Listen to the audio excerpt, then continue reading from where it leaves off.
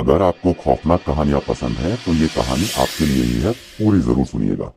पहाड़ों की तलहटी में एक छोटा सा गांव था। गांव का नाम था कुहासा। यहाँ साल के ज्यादातर दिनों में कुहासा छाया रहता था। इस गांव के लोग एक साधारण जीवन जीते थे। गांव के लोग बहुत ही मेहनती थे।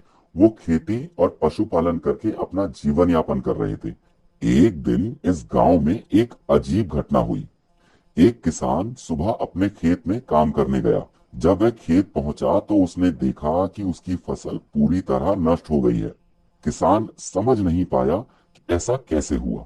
उसी दिन गांव के कुछ और किसानों की भी फसलें नष्ट हुई थी। गांव के लोग इस घटना से बहुत परेशान हो गए। वे समझ नहीं पा रहे थे कि ऐसा किसने और क्यों किया। गांव के बुजुर्गों ने इस घटना की जांच शुरू की तो उन्होंने पाया कि गांव के पास एक पुराना कुआं है जहां अक्सर एक बूढ़ा आदमी दिखाई देता था। बुजुर्गों ने सोचा कि शायद वह बूढ़ा आदमी ही इन फसलों को नष्ट कर रहा है। अगले दिन गांव के कुछ युवक उस बूढ़े आदमी को पकड़ने के लिए कुएं के पास गए और जब उन्होंने बूढ़े आदमी से पूछा तो बूढ़े आदमी ने कहा कि उसने कोई फसल नष्ट नहीं की है। युवकों को उसकी बात पर विश्वास नहीं हुआ और उन्होंने उस बूढ़े आदमी को कुएं में फेंक दिया। बूढ़ा आदमी कुएं में गिरकर मर गया। लेकिन बूढ़े आदमी की मौत के बाद भी गांव में फसलें नष्ट होना बंद नहीं हुआ।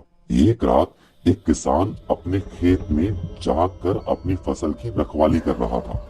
अचानक उसने देखा कि जंगल की तरफ से एक पीपल के पेड़ से एक तेज सफेद रोशनी दिखाई दे रही है। कुछ देर बाद वह रोशनी किसान की तरफ बढ़ने लगी। किसान ने देखा कि वो रोशनी एक खौफनाक साया है।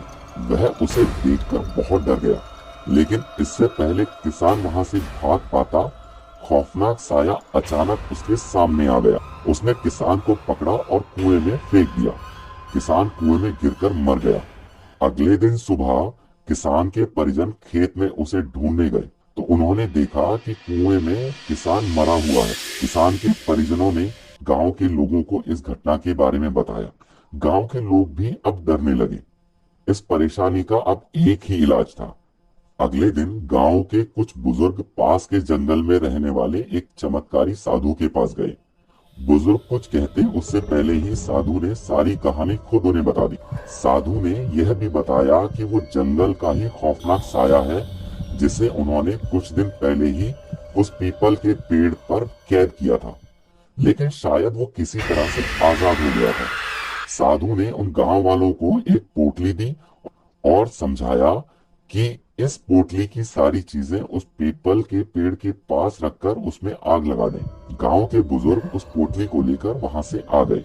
पीपल के पेड़ के पास पहुंचकर उन्होंने उस पोटली की सारी चीजों में आग लगा दी।